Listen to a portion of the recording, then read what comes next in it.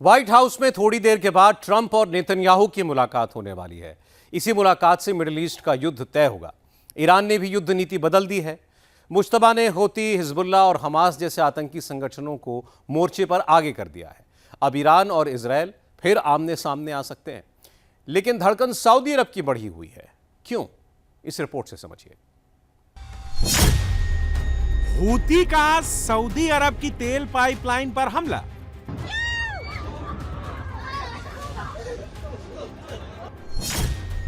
बहत्तर घंटे में सऊदी के दूसरे पोर्ट पर हूती का ड्रोन अटैक।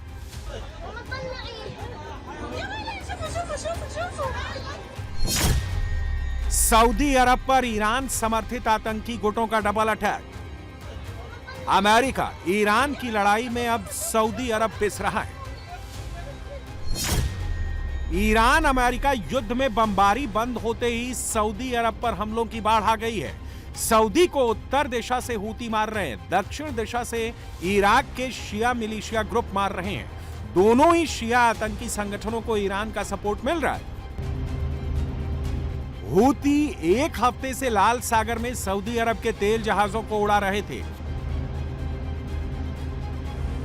अब उन्होंने सऊदी अरब की सबसे बड़ी तेल पाइपलाइन यानबू को टारगेट किया है। यानबू पाइपलाइन पर हूतियों ने ड्रोन से हमले किए हैं। इन हमलों में हाईली एक्सप्लोसिव का इस्तेमाल किया गया है, जिसके बाद धुएं का ऊंचा गुबार आसमान में उठ रहा है।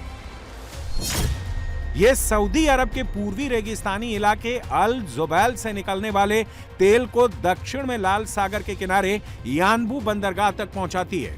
इसे ईस्ट वेस्ट पाइपलाइन या पेट्रोलाइन भी कहा जाता है।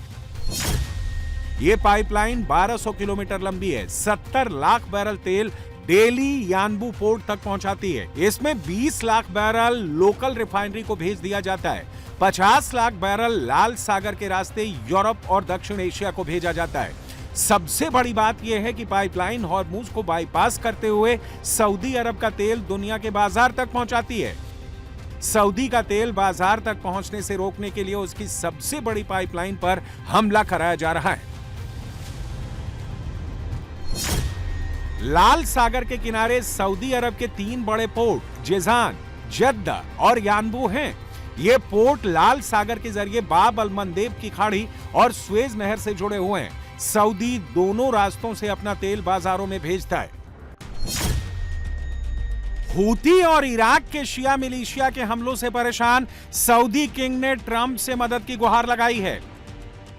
सऊदी चाहता है कि जिस तरह अमेरिका ने हॉर्मुज में जंगी बेड़े भेजकर ईरान की तमाम किलर बोट्स और शिप को तबाह किया है, वैसे ही बाब अल मंदेब में वो अपने जंगी बेड़े भेजकर हूतियों को नेस्तोनाबूद करे। मगर संकट काल में ट्रंप और मुनीर ने सऊदी अरब को अकेले छोड़ दिया। मुनीर का IRGC के चीफ अहमद वाहिदी के कच्चे तेल को लेकर पैक्ट है, इसलिए वो सऊदी अरब को बातों में टरका रहा है। ट्रंप हॉर्मुज की तरह बाब अल मंदेब की खाड़ी में फंसना नहीं चाहते, जबकि उत्तरी अरब सागर और ओमान की खाड़ी में अमेरिका के 2 जंगी बेड़े USS अब्राहम लिंकन और USS जॉर्ज बुश तैनात हैं। इसके अलावा 13 guided missile destroyer, 1 guided missile cruiser और 1 एम्फीबियस असॉल्ट ग्रुप मौजूद है। हूती इनके सामने टिक नहीं पाएंगे। हालांकि हूतियों के पास हथियारों की कमी नहीं है। उनके जखीरे में 1000 से ज्यादा बैलिस्टिक मिसाइलें और एंटी शिप क्रूज मिसाइलें हैं। हूती की तूफान मिसाइल 1800 किलोमीटर तक मार कर सकती है। इसे इजरायल के लिए रिजर्व रखा गया है। कोड्स 4 मिसाइल 2000 किलोमीटर तक मार कर सकती है। ये रेडार को चकमा देने वाली जमीन आधारित क्रूज मिसाइल हैं। आसिफ 450 किलोमीटर तक मार कर सकती है। ये लाल सागर में सऊदी के जहाजों पर हमले में इस्तेमाल की गई है। फिलिस्तीन 2 ये 2100 किलोमीटर तक मार कर सकती है। ये लंबी दूरी तक मार करने वाली बैलिस्टिक मिसाइल है। हूती के पास ड्रोन की अच्छी खासी रेंज भी है, जो सऊदी अरब और इजरायल तक मार कर सकते हैं। वायद ड्रोन 1500 से 2500 किलोमीटर तक जा सकते हैं। ये 30 से 50 किलो विस्फोटक ले जाने में सक्षम है। समद ड्रोन ये 1800 से 2500 किलोमीटर तक जा सकते हैं। इन्हीं से लाल सागर में सऊदी के तेल जहाजों और अरामको रिफाइनरी पर हमले किए गए हैं। कासिफ ड्रोन ये कामिकाजे ड्रोन है, जो युद्धपोतों के ठीक ऊपर जाकर हवा में फटता है। खाड़ी के युद्ध में ईरान ने अब रणनीति बदल दी है।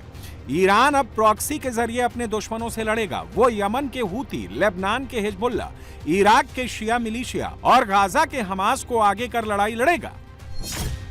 ईरान ने 3 टारगेट सेट किए हैं, सऊदी अरब, जॉर्डन और इजराइल। इसकी शुरुआत बीती रात से हो चुकी है। ईरान समर्थित इराकी शिया मिलिशिया ने बीती रात इजराइल, जॉर्डन और सऊदी अरब पर 20 ड्रोन लॉन्च किए।